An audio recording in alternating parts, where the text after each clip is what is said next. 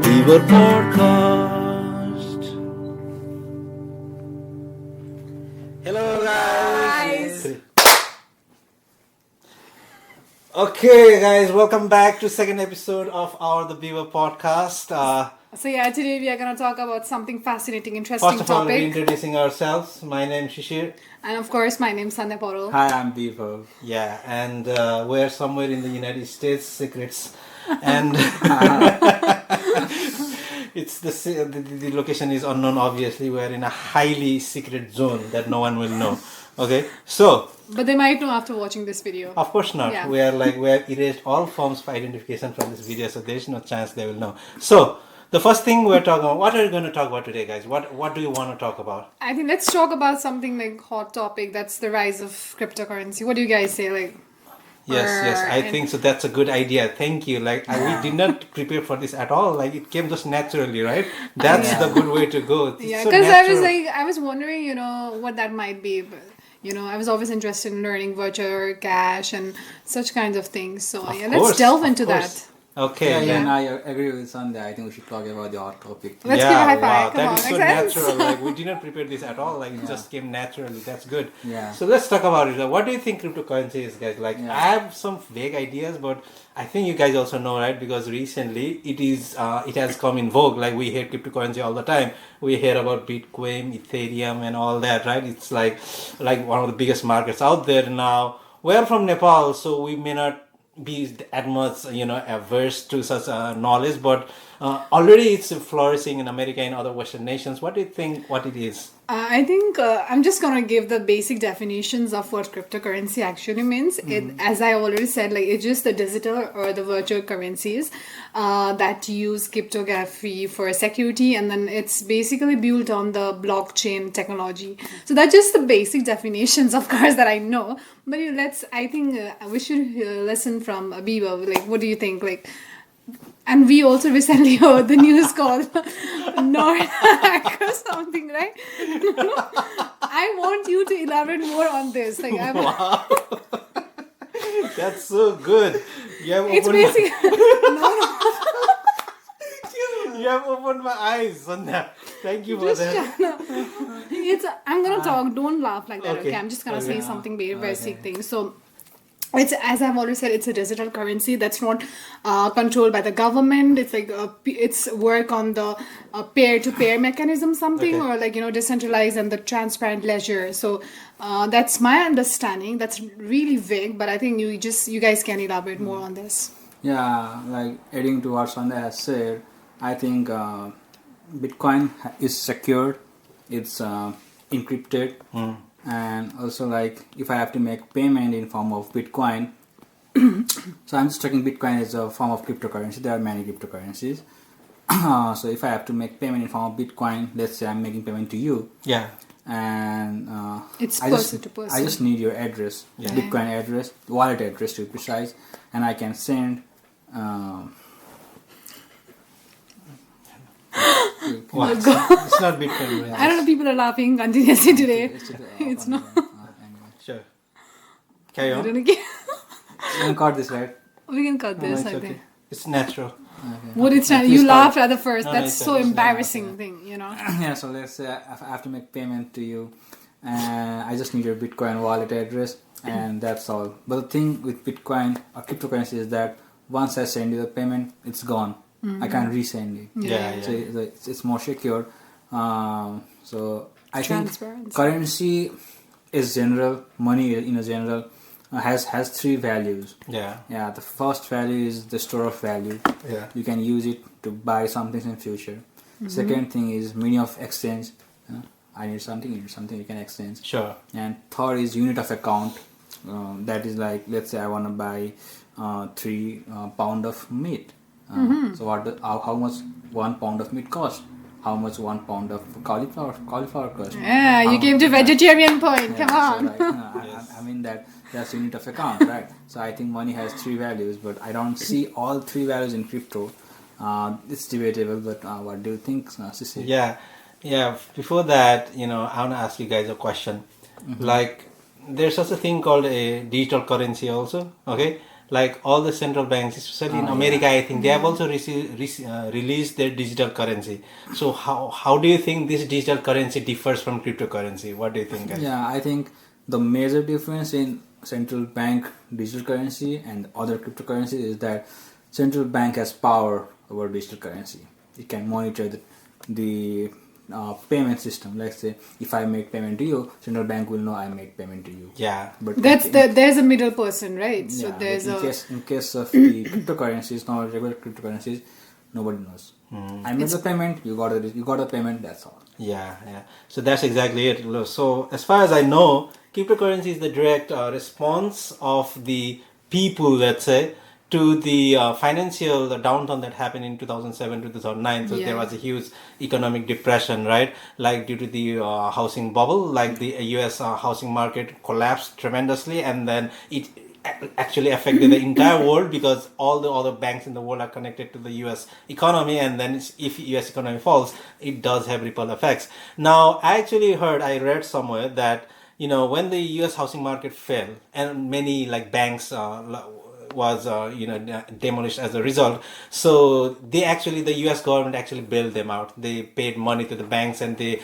kept them like in a functioning order so that the entire economy does not collapse due to that. And what that happened as a result was that it benefited the people who were working in the banks, who were working in the financial industries, and they actually got bonuses and all that from that money. But the people who suffered the most were the regular people on the ground who owned houses, who had jobs, who had employments. They lost all that. Okay, and I think we've all watched The Big Short, right? Yeah, of course. They even, do you remember that line when the two guys are singing and the Brad Pitt's character says, "Don't dance"? Do you know what he says at that moment? Do you know what he says? Do you remember that line? I think I'm stuck. No, I don't remember. Yeah. Do you remember like why does he scold them? Do you know why he scolds the two guys? Because they sold their biggest deal in their lifetime. Like I think they made like 20-30 million due to the buying the AA tranches or something, right? Yeah. But he tells them not to dance because they are just celebrating their deal, but they are dancing, and Brad Pitt's character says not to dance. What does he tell them? Why does he tell them not to dance? I got that. Yeah. What? The reason that Brad Pitt told them not to dance because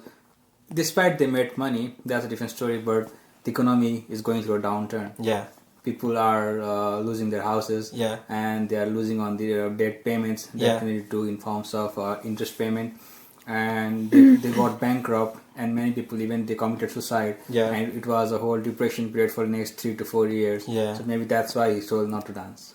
I think they were also prepared, like some sort of like depression or like recession is going to happen or something. I think the economy might be collapsed. I think they knew about that. Might be the it's something like that. Yeah. The reason he was so angry was that of course they can celebrate their deal because they are after all businessmen. Okay, they have a brown capital, I think their company was, and they made a huge deal.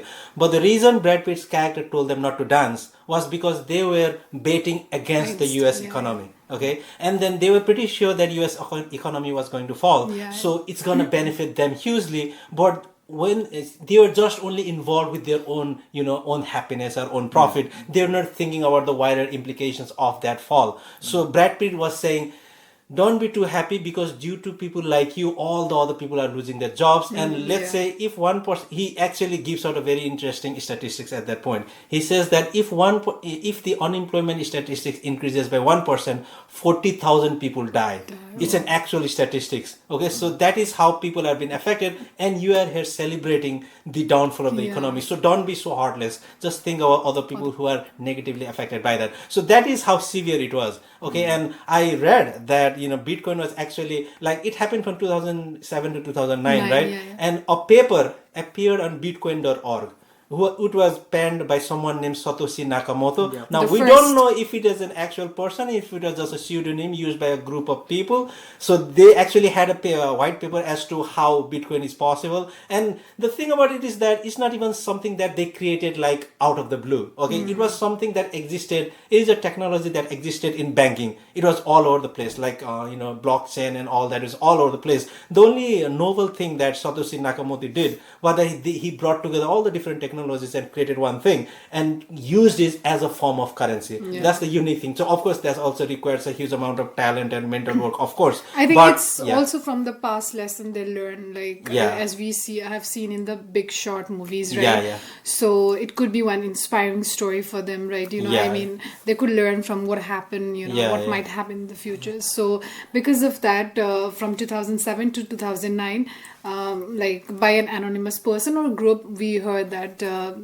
this technology was actually created, like this cryptocurrency was actually the first transaction was not even a payment, it was just a test transaction between, I think he sent it to his friend or something, like 10-20 bitcoins, and in that bitcoin, in the code, I think it was written like the bank of like something got bailed out by the government or something, which is a direct reference to the depression. So they thought, maybe this is just my theory, I don't know for sure, that they just that we should create something that is not dependent on the government, that is not dependent on the corruption of the US banks. So they thought about starting Bitcoin. And then, even though Bitcoin started in 2008, the first paper was in 2008, the actual first transaction that happened to buy something was in 2009, I think, January 3rd of 2009. They bought a pizza. And that's called the Bitcoin Pizza Day something, right? And you know how much they spent for that pizza? 10,000? Oh, no, 200 something. Yeah, right? they used 200 bitcoins for that pizza. That coin is somewhere out there in that wallet. Now, and if you look at oh my god, if you consider the amount of value of one bitcoin,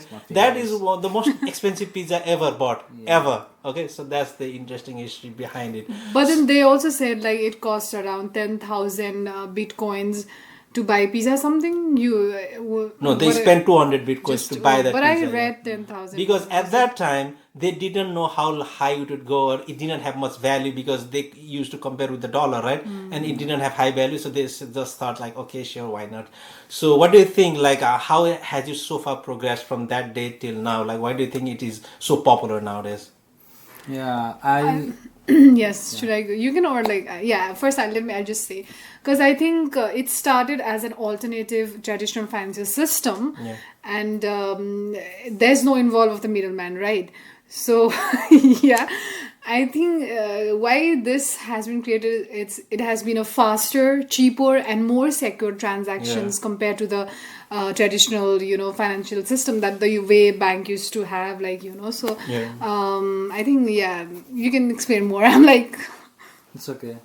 I just have the limited like, knowledge. We all are learning about this stuff, but as per my understanding, Cecil clearly pointed out that that government was trying to control the money, and people didn't like it, so they thought, let's create our own money, which is not governed by any central banks, and which could be transferred from one part of the world to the another part of the world without any regulations and rules. And maybe that's why Bitcoin, the craze of Bitcoin got over and over, and all people started buying it. So from, let's say, 1 cent or 2 cent, right now it's like $87,000 per Bitcoin, which is like pretty good. Which is a very, very good jump. Also, it's like the financial freedom, like, gives individual control over their money. So there's no, there's no financial bank and all those things. So, but how about you guys? Like, do you personally own any cryptocurrency? I don't have any. Do you own any cryptocurrency? Maybe in the future, but right now I'm not. But also from the country we come from, Nepal, it's illegal. So that too.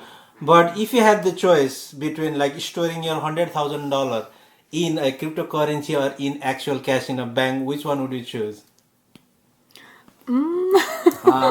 Can I add one more option, and I'll go for the gold? Oh that's interesting too. So the similarities between gold and Bitcoin, right?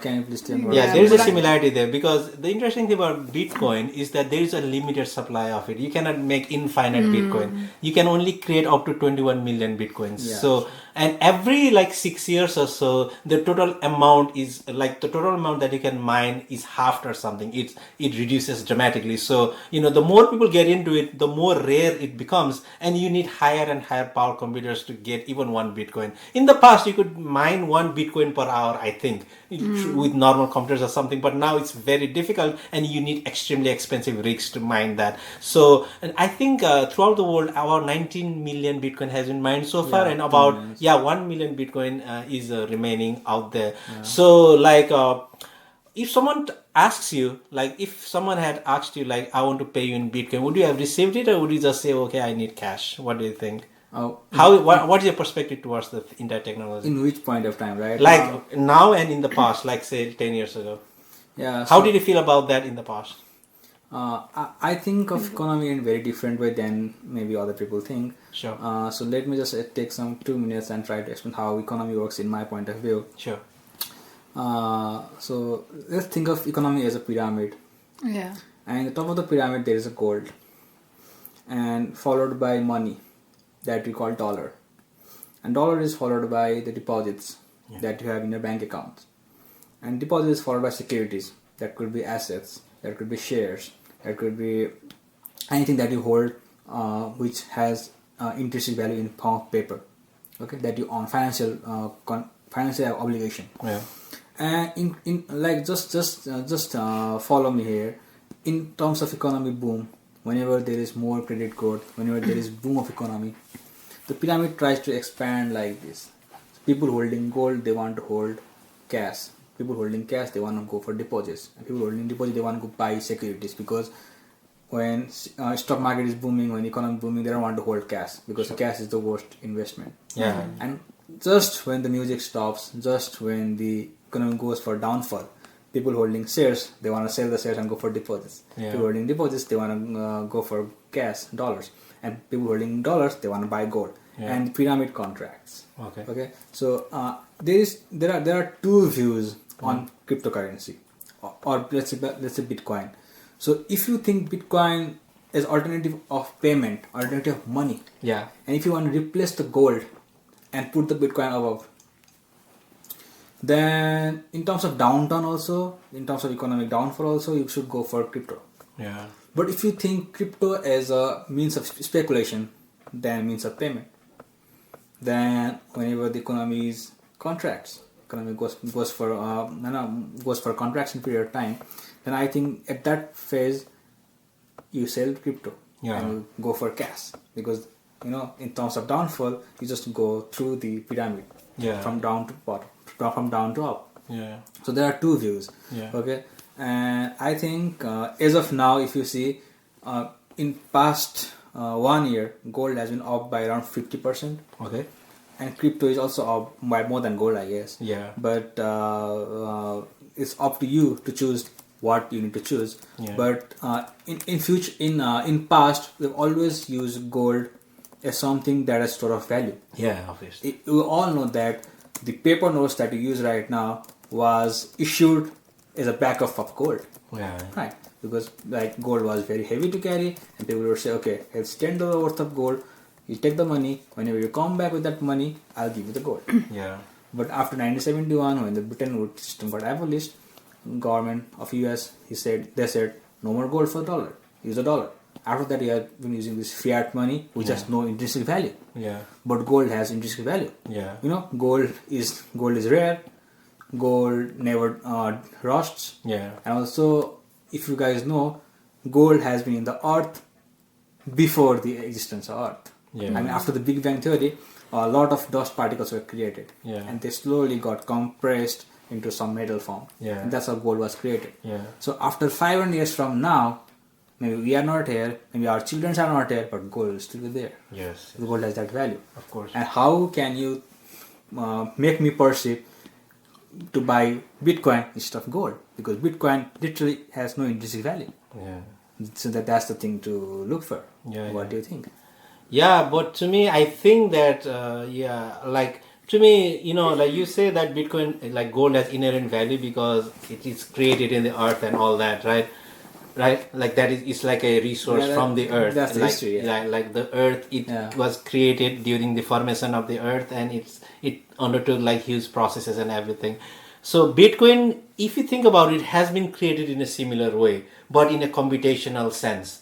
Okay, like when you create one Bitcoin, you are just not just creating Bitcoin just by putting a number in a ledger somewhere. Okay, you are actually solving a very difficult mathematical computational equation which cannot be simply like computed by anything. Okay, it requires heavy resources, and then once you are able to solve that, it's a guarantee of security. it's a guarantee that no one will be able to copy that. Because if you try to hack a Bitcoin system, you just not just hack that one system, you have to hack like more than 60% of all the computers out there that are holding the ledger of the Bitcoin network. So it is that secure. Okay, so that level of security can only be formed after you mine. And by mining, I mean the computers have to solve a very difficult computational question, and then they create this value in that sense. So it is not value in the sense of your, or like conventional sense, like you create something out of the earth, like oil or gold, but it is value in the sense of computational power that was used to create the system. So if you open up a mine in that sense, I would say that it has value in that sense. Because like if you tomorrow try to copy it, you simply cannot do it, because you actually have to put your time and effort to generate that thing, the Bitcoin value. So that is the value I think has in some way, if you think about it in that sense. Yeah, but I think that let's say I create one cryptocurrency right now. Yeah. And I back every one coin by every gram of gold. Yeah. Then if in case cryptocurrency doesn't work out, or the price of cryptocurrency falls in the stock market, you can still get gold. Yeah. In your case, in the Bitcoin, which has no backup, you get nothing. Yeah, that too. But like it all depends on the quality of the coin itself, because Bitcoin has been around for I think like 20, like almost 18, 19 years, right? It has faced so many attacks, so many hack attacks, but it is still survived. It is still going on. And there are thousands of people, millions of people, and I think there are total 800 million people in the world who have some kind of cryptocurrency right now holding. Okay, and it's not just individuals, it's actually institutions that are using Bitcoin as a form of payment. It's a legal no, tender. I like to correct you here. Sure. Is of this year, of all the holdings of Bitcoin, 2% people are only using it as form of payment. No, I mean as a whole, 8% people are using it for speculation. Yeah, I mean the So there's a speculation difference, means there's a they are difference. holding And as a, also one more thing, the gold reserve thing that I just said, that a currency is backed by gold, it has been introduced in the system 20 years ago. Yeah. But you don't see the price rising, because that's a real thing. Nobody uses that for speculation. But Bitcoin, people are using for speculation. How do you define that? Yeah, that too, but I think like it's a new novel system, so people don't know yet what's going to happen, so obviously volatility is going to happen there. But I believe that there's some sort of inherent value due to the amount of computational power that has been used, the amount of electricity that has been used. I think it creates some sort of value. So what do you think, Sunda? Does Bitcoin have inherent value, or is it like a worthless like computational toy? What do you think? Okay. First, let me get you into the past question that you asked. Like, would you rather choose cryptocurrency in the past or in the future? So I'll go in with that, and then I'll explain your question. So, I think basically in the past, cryptocurrency actually did not exist. I think because of the lack of crypto infrastructures, or like some sort of thing, we didn't have AI. So there were no exchanges. Come on. There were no wallets. Just say. Why are you laughing? Or like, let me say, and then I think there were no exchange wallets or the blockchain technology that underpins the crypto today. So gold was the obvious reasons, like choice for the people to looking to the store, and then they think it as a wealth in a secure form, in a tangible form. So Yeah. I think in that way perspective, people might think like, because of the lack of crypto infrastructure, they were not familiar with this concept, and they use gold as their one of the topmost things. Sure. So, and then I think in the future, cryptocurrency, it's all about AI. It's like digital transformation, everything. So cryptocurrency could take the lead in terms of digital convenience and adaptability to more technologies-driven world. So I think although gold still hold values in more convenient or like conservative investment strategies, I think so we never know about the cryptocurrency. And So where you guys the value is going to increase for sure, its intrinsic value.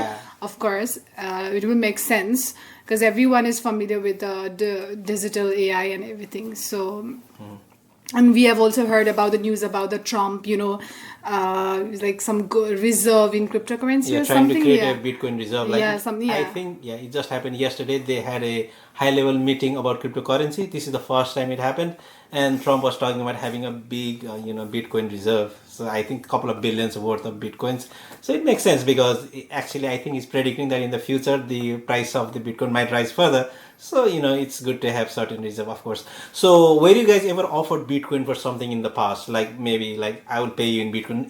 Did anyone offer you like that in the past? Do you know I anyone? think it's not like anybody offered me, but I had heard about the Pi. Yeah. Its value is it's not listed, but we know like right now.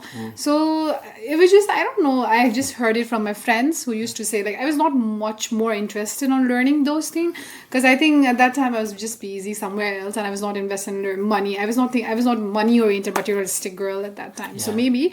So yeah, I've heard about Pi, but and also can you share us the incident that when we were traveling to New York, one of the guys just tell us about I mean, there are several yeah, things that's- there. First of all, I have a certain interesting history with regards to Bitcoin because back in my country, in Nepal, like 10, 15 years ago, my auntie was actually offered some Bitcoin for some services that she did. Really? Yeah, like my auntie had a friend and she was, I think, techno savvy or something, and she actually told her to receive the payment in Bitcoin for something she helped her with. Like for 5,000 rupees, she was ready to give her like 60, 80 Bitcoins.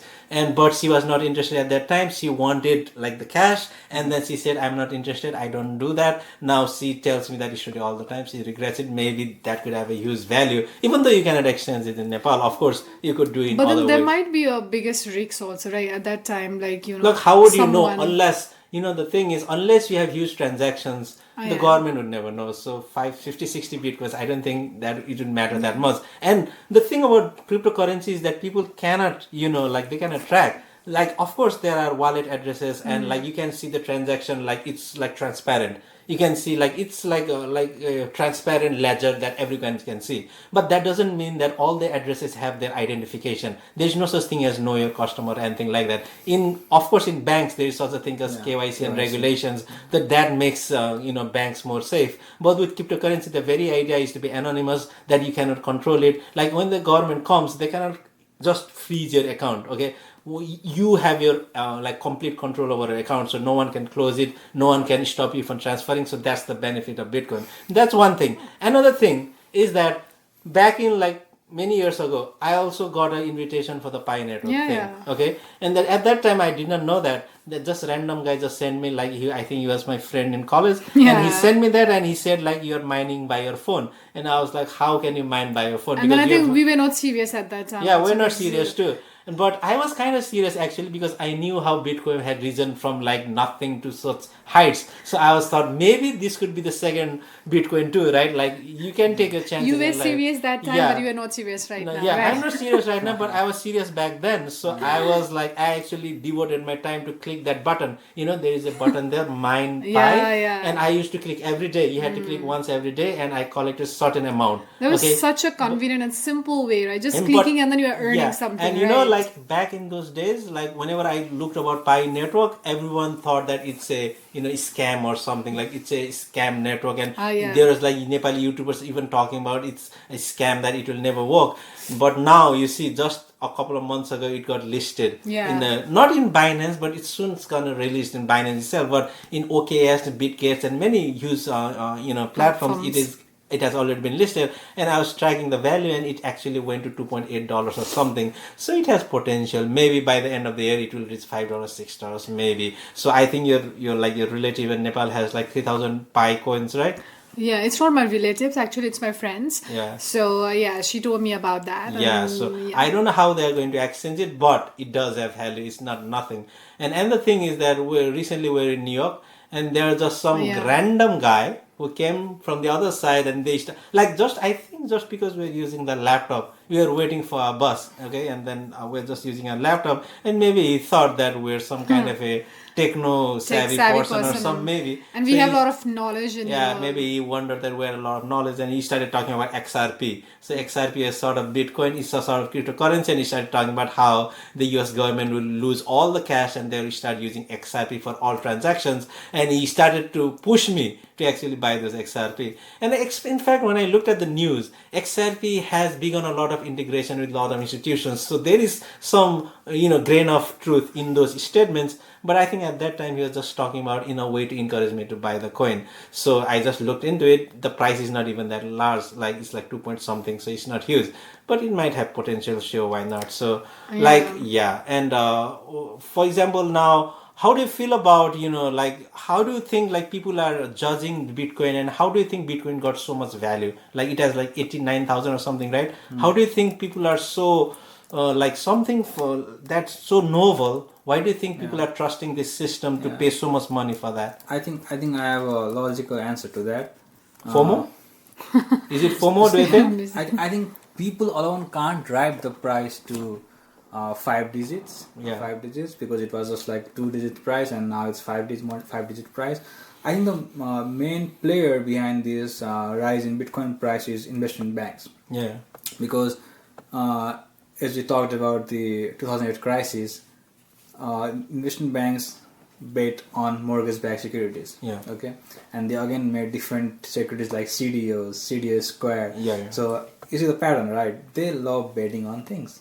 Yeah. And I think that's why when they love betting on Bitcoin, they created some ETFs. ETFs are like sister-net funds, and they created some ETFs, and ETFs are backed by like some Bitcoins, and they pour a lot of money on that. Because as I said, investment banks, they love betting on things, and some people betted like, okay, this should go up. Let's bet on that. So you think like it has been manipulated by the investors, like in an artificial way? I think the investors are, let's say, traders or investment bank with big pockets. They speculate on that, because if you say to me right now that Bitcoin will be accepted as a means of payment, that will change the whole paradigm of money. Because let's say I keep my money in the bank, I take loan from the bank. Sure. And why do I do that? Because I want to generate some value from that loan. Yeah. I want to invest somewhere, do something, and make money out of that. I don't get the loan to make sure that the value of loan will increase. Yeah. Because I use money as exchange, medium of exchange. Yeah. But if Bitcoin has to be done in the same way, it changes everything. Yeah. Now I'm buying Bitcoin, buying the new money, and I'm waiting when the money will grow. Yeah. So do you think that, I don't think that people will invest that Bitcoin to do something productive. Yeah. In fact, they'll just hold on the Bitcoin and okay, now it's 5-digit, let's wait for 7-digit. Yeah. And I don't think that's how the economy will survive, because that will change the whole paradigm of money. And so next thing, the big bulky institutions, investors like pension funds, mutual funds, hedge funds, who have trillions of dollars in assets, they have huge cash commitments to pay, because people are going to retire, they're going to withdraw money, and they can't invest in Bitcoin because value is it's very volatile. Yeah. Yes, right now it's 86,000, tomorrow it could be 9,000. Yeah. Tomorrow it could be 7,000 as well. Who is to blame? Yeah. There's no one to blame. If the economy is messed up, economy is broken, we can at least blame the congressman, we can at least blame the Central Reserve. But in case of Bitcoin, if it is broken down, who is to blame? Yeah. You know the connection with Facebook with regards to Bitcoin? Do you know one interesting fact? Yeah. What is it? I think the Winklevoss brothers, yeah. Winklevoss twins, actually. They held a huge amount of Bitcoin, and they were the people to push it to the mainstream. They were like Interesting. Yeah, more people should adopt it and everything, because they personally held so much. Obviously, they're going to do that because their own worth is going to increase. So what do you think, Sandhya? Will Bitcoin replace conventional cash in the future? Of course, I would say, as we know that for many, I think cryptocurrency is seen as Bitcoin is seen as the future of money and the financial system. With inflation worst and inflation worries, especially in emerging economies, cryptocurrencies offers an alternative source of value to many people. Of course. And also as a means of exchange and everything. So people who believe in financial innovations or see cryptocurrency as a way to bypass, I think, traditional banking system may like, they might be this system like may trust them like more.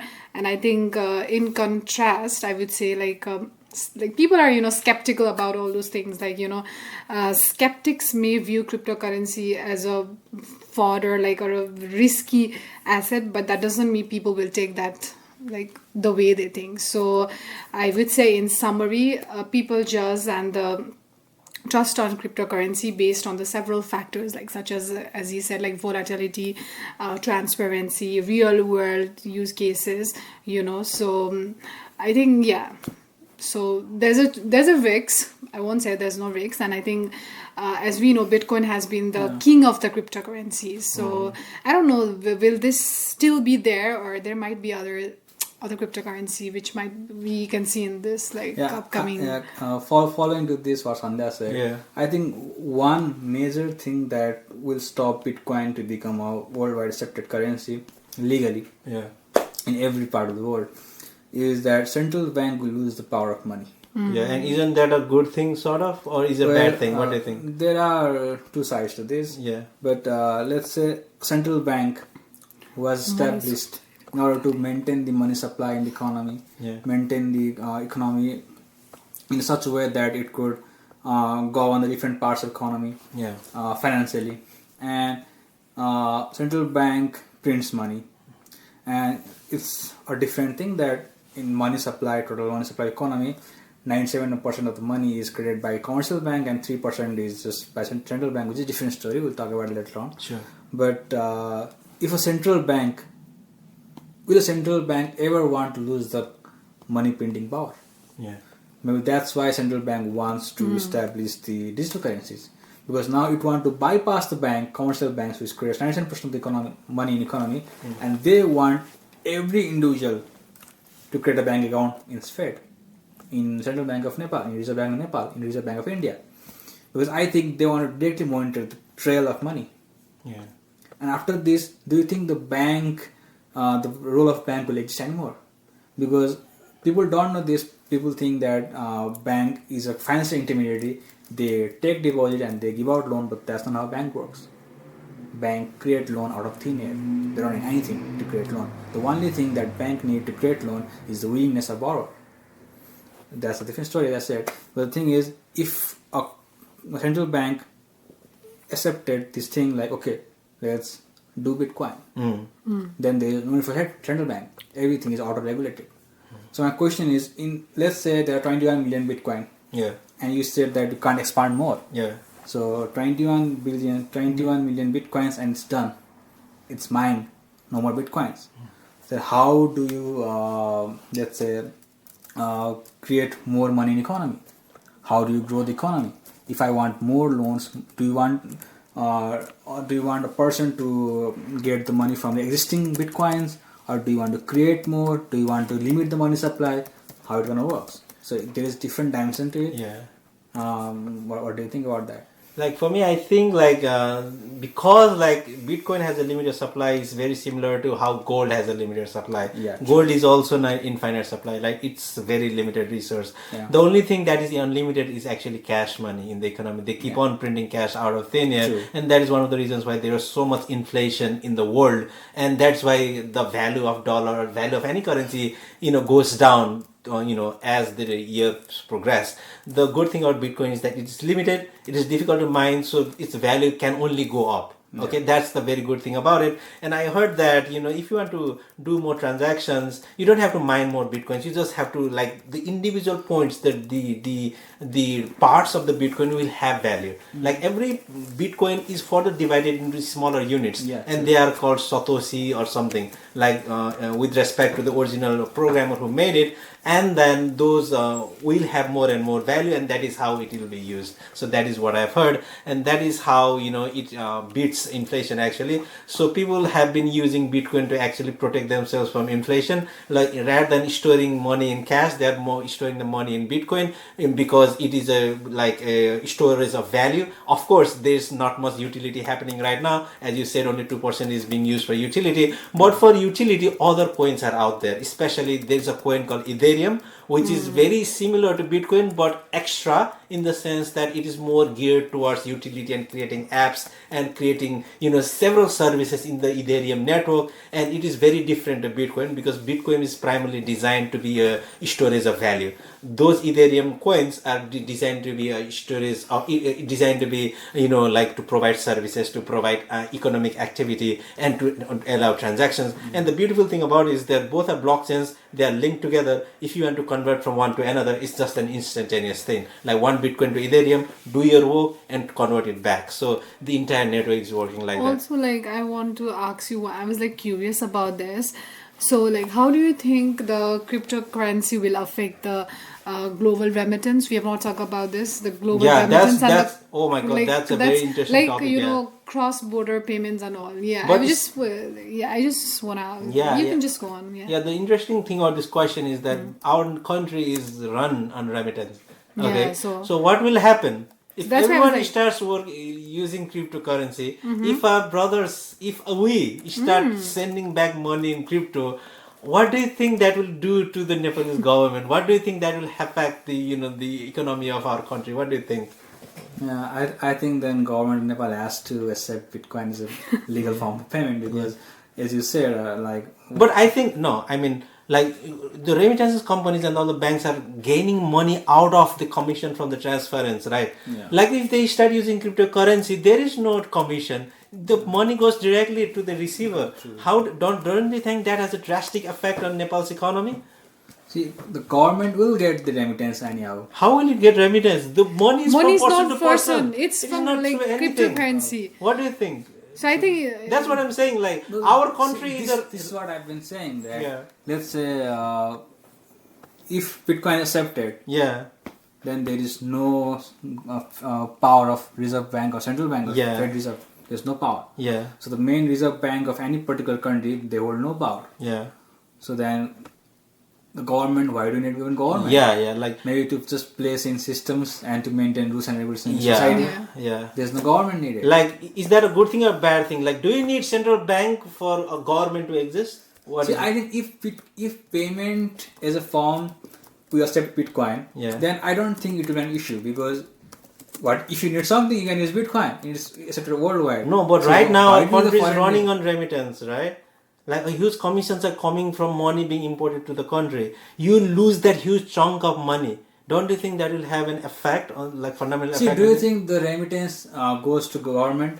No, but it goes to the economy, right? It goes to the people of the country. Yeah, so Yeah. that's what the Bitcoin will do. More, but it will only go to the people who receive the money. It will not go to the institutions. I mean, right now it is going through it's the just going to institutions. the people, right? Yeah, You I mean know. to say. I mean the institutions that you're talking about, IME Pay or the all those. Yeah, Yeah, yeah. it is going they, through that. They don't exist then. They won't. Yeah, they won't exist. But the Banks- economy as a whole, it will run because ultimately money is coming into economy in forms of Bitcoin or what? Yeah, I think a clear regulatory framework for this would help, Sure. ensure the cryptocurrency use in Nepal. Like, you know what I mean. So even though there's no involvement of institution and everything, there's no control, like no regulatory things. But I don't think so that there will be a necessity of the central bank in this case. Yeah. Because anyway, people are getting Like if central people bank to pair. can't affect the money supply. Yeah. If central bank can't push or pull the interest rate, if can't operate with monetary policy, then what's the use of central bank? Yeah, and it's a threat to central bank. That's now what is I'm that a saying. threat to the nation if central bank can operate like that? Like, is the central bank like a fundamental necessity in a country's economy? Yeah, I think it is necessary because of some things happening, some things that is happening to economy right now.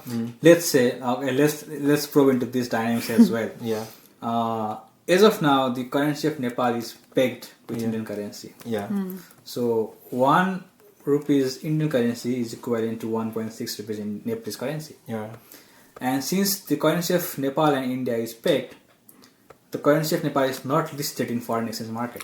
yeah. So currency of India is listed on foreign exchange market. Currency of Britain is listed on foreign exchange market, but there is no currency of Nepal. Yeah. Just imagine from tomorrow, government will say, you know what, we will not pay with India anymore. We will have our own exchange rate. Let's float our own currency exchange rate in the economy, in the foreign exchange market. you know what will happen?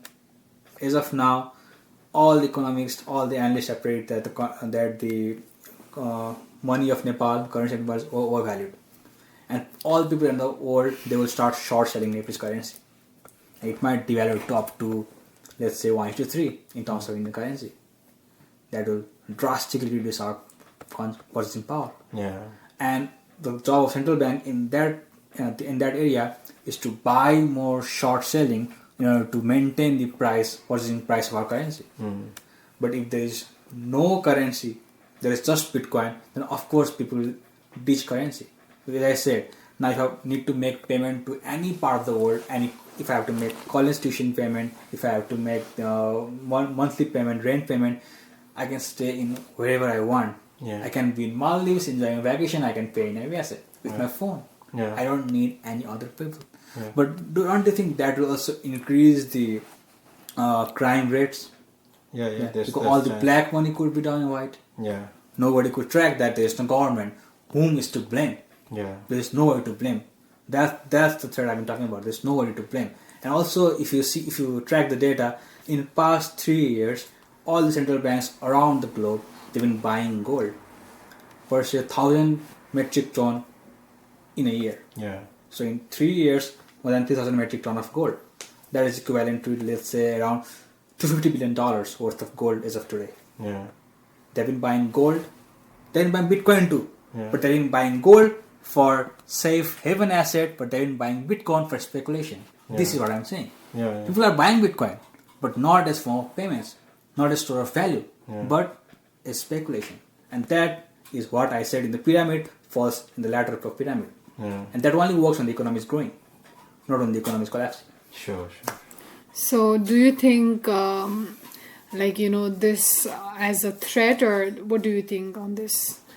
Well, I believe that I don't have any particular views on this because I don't know the dynamics that affects the economy. I have not thought about this deeply enough, but yeah, I do think that it will drastically affect it in a very negative way, especially case of Nepal. I don't know about other countries because we are primarily remittance driven country, and if we send money and if it just goes to our people and there is no commission cut and everything, like all these several companies, these money transfer companies would collapse overnight. Okay. And that will also have effect on the banks because banks will not be able to raise huge amount of money, so the value of banks will also go down. With the value of bank go down, of course the bank's stocks will go down. That's a different thing, but the meaning of bank, the significance of bank in Nepalese culture and society will also go on. But in the long run, I'm not sure how that will affect, but of course individuals will be rich because they no longer will have to pay extra for things. Individuals get more dispensary discretionary cash. But how will that affect in the long run, like 20-30 years? I'm not sure about that. But yeah, I mean, I feel like Bitcoin has been created in a very idealistic way. Like, you don't want anyone else to touch your money. You have a complete control of your money and all that. But since we have been brought up in such a system where banks exist, where there is a middleman, I don't think if you do something that drastic, it's gonna have unintended consequences. We need to grow past, like a child trying to walk. The child is going to fall. Our economy is just like a child. It might learn and it might be something in the long run, but I think immediately it will be a very disastrous consequence, especially for our country. What do you think? So I think, as you said, let me add on this point. As you said, Nepal's economy heavily relies on the remittance, right? Yeah. So if cryptocurrency like Bitcoins gain tractions, and people might start using them for their everyday purpose, transaction, whether they get as a store of value and something.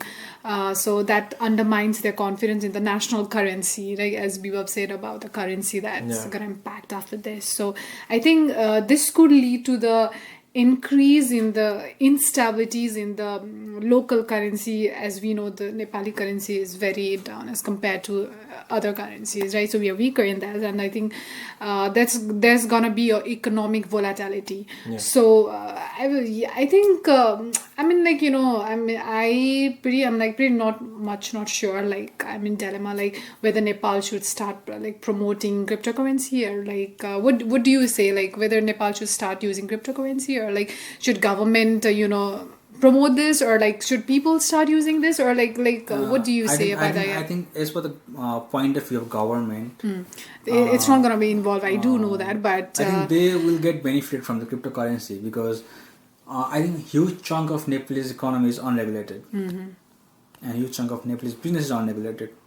Let's say we've been hearing this that the people who sell the water balls, let's say pani puri. yeah, wow. they've been making they've been making like 6 digits money every year. Oh wow, okay. And they pay zero tax. Zero tax. Okay. But once the cryptocurrency yeah. comes in picture, government knows how much of Bitcoin can a person hold. No, but no, they won't know. No, they won't. Especially Like, they how? won't know. I think government will try to because they No, don't like there is It's no, not involved. Like it's like really the government, like I don't know how you're looking at it, but the very nature of crypto is that there will not be any information there about who is paying whom. It's There will just person be to person, addresses. like- Yeah, but So how will the government know? yeah, but It's the computational. person with certain address should pay the tax. Yeah, but right now in India, if you You say, won't know. Like you crypto- won't know. It's like Pani Puri that is crypto yeah, address. okay, but overall tax will increase because money flow is there. There is more money because people are I'm earning. not sure about that, man. Because let's say in India right now, crypto Yeah. is legal, but Yeah. as long as you pay taxes, you should pay tax on crypto gains.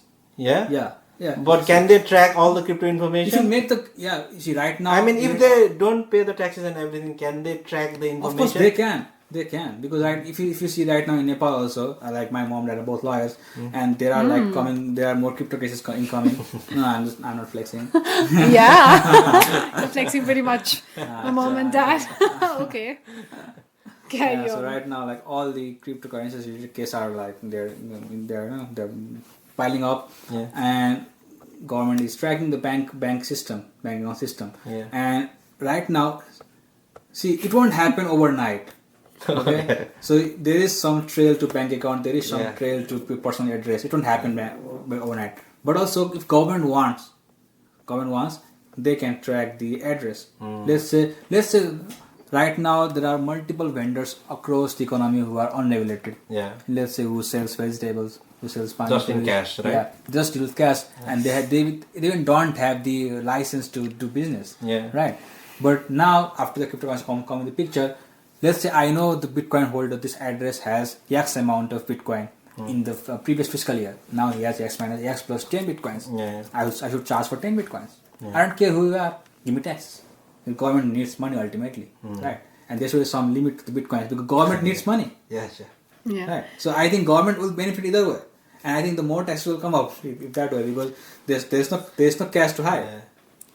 Okay, so let's. I just don't know how they would track those. So Yeah. that's what I'm thinking about. That's like, how would interesting they thing track? to learn. I know you're saying like you go to the individual address and everything, but how will that be attached to one particular vendor? Okay, that's a That's a very long- long yeah. discussion. But I have another question for you. Like you have a relative in like stock exchange, right? Yeah. So how do they feel about the effect of crypto on the stock market? What do you think? Have you ever had that discussion? I with think your relative? for now, like. Is it relative well enough known? Do you want me to flex it right now?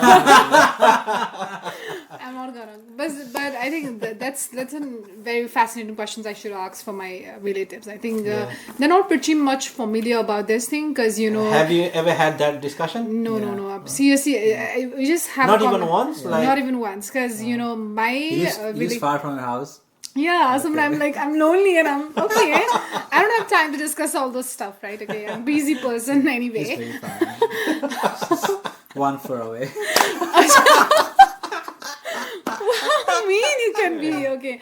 So, but the thing is, like, yeah, for sure. Thank you for reminding me. I'm gonna ask this and then let you know about this. But I think we never had a conversation regarding this stock, cryptocurrency. And I think in Nepal, this topic is not like it has not been so like a very hot topic to discuss, right? So I think I'll just ask once and then let you know, guys, about your opinion. And I was also wondering, like a couple of years ago, I heard that Bitcoin or cryptocurrency were banned in China, banned in several countries, right? Like things like that had happened. Yeah, but but I don't- what happened of that? Like, did anything change regarding that? Like, I don't see it stopping. Like, its value is actually increasing. What happened there? Do you know any updates? Do you mean to regarding say the barriers or like? yeah, the barriers, like China had blocked cryptocurrency, or many countries had. Oh yeah, the blocked- adoptions of crypto, yeah, adoption, something. like, Yeah. Did I they heard it, but did then- they like take off the the ban? Like, did they allow it again? Like, what happened? Do you guys know? I just know like it had that like the Yeah. adoptions of something, but I actually didn't delve into Yeah, that. I had didn't heard learn that there were a about lot of bans and China was banning cryptocurrency, and that at that time cryptocurrencies, Bitcoin's value actually dropped because of that news.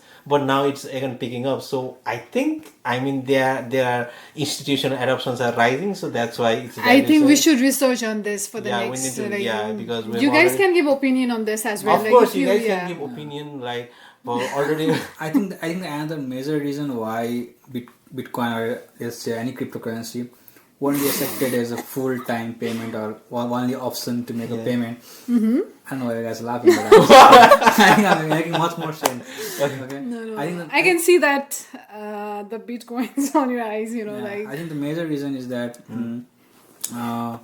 let's say government has infinite amount of central bank has control to money, and let's say you I have my name. as an individual, you go to bank account, Yeah. you go to Bank of America here and deposit, let's say $5,000, Yeah. and you see in your bank balance, okay, I have $5,000 as a deposit, Yeah. and one deposit is a promise to pay $1. Yeah. wow, yeah. Okay, so that's traded at par. Okay, so this is where I've been telling you about the pyramid thing, because in terms of economic downturn, economic boom, your $500 worth of share could be $1,000 worth of share, right? Yeah. And your $500 worth of share could be $200 worth of share as well. And if you go to broker and say, hey, Hi. yesterday it was $500, today it's $200, where's the $300? Broker will say, this is how it is. Yeah. Check a $200 check. I don't care. Yeah. Really? But can the government do that? Of course not. Sorry, we're having a problem. Your $5,000 is now $4,000 currency. Dollars. No, that won't work because government has to maintain the par value every time. But in this case of cryptocurrency, if the currency the value fluctuates, who is there Yeah. to say, hey, I got you back. There's no one. That yeah. So I think government should allow the cryptocurrency because it will help government to get more taxes, because once you make gains on cryptocurrency, you want to cash out eventually and you have to pay taxes. Yeah. But I don't think government will allow cryptocurrency to be like, okay, Oh, you do the thing, I surrender. Yeah. So Yeah. bank. Bye-bye. Thanos. Have you? also like you want me to go or like, Yeah, you can I go. think we are so serious about cryptocurrency. Let's share something interesting fact about cryptocurrency. You guys Sure. in 2021 physical bitcoin was sent to the space. You guys heard about What that? was sent to this space? The bitcoin into that time like Bitcoin was sent. yeah, What do you that's mean? it. How? How? Why I heard that SpaceX rocket digital, or something. That's why it was an interesting fact. So I They don't. send the Bitcoin to space. Yeah, Oh wow. Okay. physical Bitcoin. I'm like, what the hell? I Yeah. mean, there's a. You can do that actually. Yeah. There's But such a what, thing. There's a thing called a cold wallet where you Oh. can actually disconnect from the network and preserve the Yeah. coins. It's a code, but you can also save it in a wallet, like in a pen drive, and it has value. So Yeah, people so can- that's why I think it Yeah, was I that. mean, I think that is what has been sent to space. So you guys know about any interesting facts Yeah, about like for it? example, you know about meme coins, right? Like it is associated with Elon Musk. Elon, You know yeah, the I know, Doge yeah. coin. You know about Dogecoin? Yeah, I know. Elon Musk had promoted this Dogecoin, and it's like meme coins are like sort of fake coins. They are not real. Like they did not code it. Not a lot of effort went into it. It's very easy to create. So it was created purely on the base of Elon Musk's like Twitter rants or Twitter advertisement. Okay, its value actually rose to 0.8 cents or something to US dollar. So it rose, but recently it has gone down because Elon Musk has become involved with a lot of government operations. And what's the name of the operation that he used to do all that? Do you know the name of the operation? Do you know the name of the organization that Elon Musk works in the government right now? Doge. Yeah, it's Doge. Yeah, of course. There's yeah, a reason whatever. he used that name, because he wants to, harken back to his own coin. he means those as in Department of Government Efficiency, but we all know he used that word so that his coin would rise in value. I mean, there's a lot of funny things happening. So that is sort of thing called a meme coin. And also, do you know about the Terra Luna crash that recently happened like 2-3 years ago? Terra Luna. No, Terra Luna. I'm not pretty much. So actually, this is a very interesting story. You see, it's about pegging also. There was this Stanford graduate from South Korea, and he was so confident that he actually left his study at Stanford to create his own coin. Okay, and he created the Terra Luna coin, and he was so confident that he would earn so much money. And then he actually tried to create a stable coin. Okay, the stable coin is a coin that is actually pegged with the US dollar. So one coin equals $1. But what he did was he didn't actually have the money, the cash. Okay, so he used programming techniques to always maintain the peg. Okay, like 1 Luna equals $1. He used an algorithmic technique. So he thought that it was some kind of an ingenious process that always maintained the peg. And he actually challenged people to hack his network. He said, just hack me. We are so secure, no one can beat us. But what happened is that on one particular day, some huge investors just took out like $70 million worth of cash from their network, and it just crashed from there. Like everyone get frightened because everyone thought, wow, our money is going to get lost now. So they started taking out from that network, and the entire infrastructure crashed. So that is how volatile this thing is. And also, you know about FTX too, right? You know, FTX, it was a huge trading platform just like Binance. But FTX was also doing very shady stuff, like it was selling tokens that had no value, and then they were earning like billions of dollars, but it was not doing anything, substantial, or it was not doing anything legal, so it also crashed. And actually the Friedman guy is going to jail for like 10, 15, 20 years, I think. So like this field is ripe with like a lot of corruption and a lot of such things. So of course we need to be very careful about that. So now we have already crossed the 1 hour mark. So any last words that you like to say? No, I was just continuing with the funny, like the interesting facts about this. And I think people say that like 20% of all the Bitcoins, like around 3.6 like 3.6 or 3.7 millions of Bitcoins are lost due to the like people forgetting the password and all. Oh like, my god, that's I also heard it's like there was like I think like 20,000 Bitcoins just stored somewhere because I think the guy password or something. And this scarily, this scarcity like makes the it's like so scary, and this scarcity makes the Bitcoin more valuable, I think. That too, but it's also kind of scary because you cannot imagine your parents ever using that, because it's difficult for us. How would you believe that your parents could securely use that like every day? So there's that difficulty too. Like it's very it's always prone to hacking and everything. So what are your final thoughts regarding this matter? Yeah, I think the main gist from the cryptocurrency that what we should learn is that the idea of encryption. Yeah. How securely I can make payment to you. Yeah. How securely you can make payment to me. I think this system should be used, and the blockchain technology that the Bitcoin is based upon. I think the bank should use that to enhance the payments and to make the payments more secure in future. And talking about the Bitcoin is worldwide accepted currency. Yeah, I think there are many pros and cons to that, many things to balance that, and especially for the weaker economies, that is a pain in the ass. Yeah, because let's say I made some payment to my friend the day before yesterday in India, and I sent him in this bank account, and that happened in 2 minutes or less. I sent the money from US to India in 2 minutes. I didn't need any bank, no bank required. So I sent him easily. But if I were in Nepal right now, oh boy, it would take a day.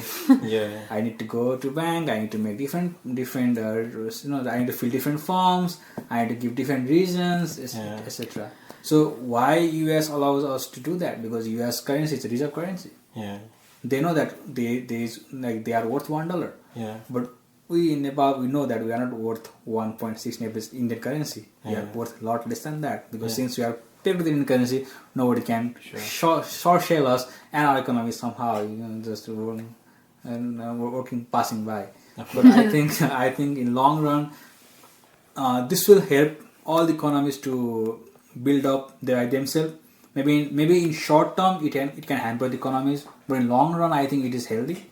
But again, as I said, as I asked question to you guys, if it doesn't work out, who is to be blamed?